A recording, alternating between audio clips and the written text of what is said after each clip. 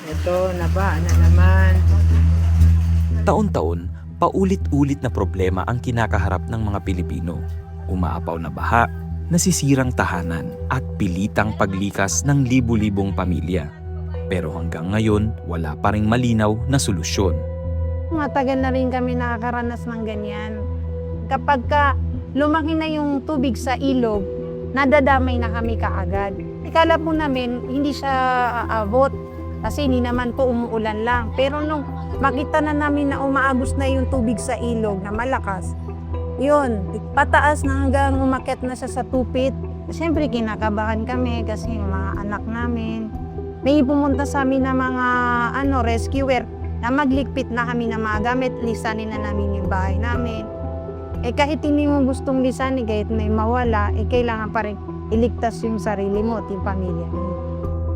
Sa Santa Maria, Bulacan, muling naging realidad ang pangambang dala ng baha. Maraming residente ang napilitang lumikas at manatili sa evacuation centers. Dala ng pangamba at walang katiyakan sa kinabukasan.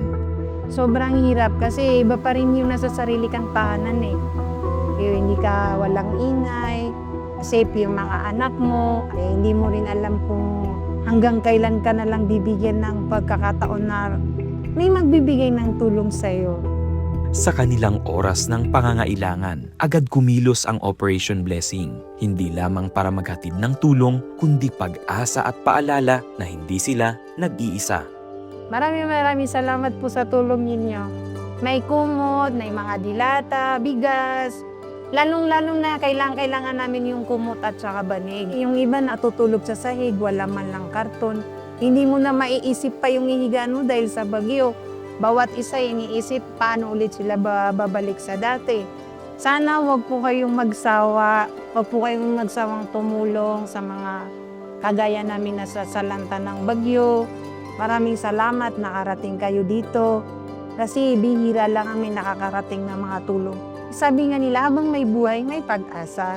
Kailangan mo pa rin bumangon, kailangan mo pa rin magpatuloy sa buhay.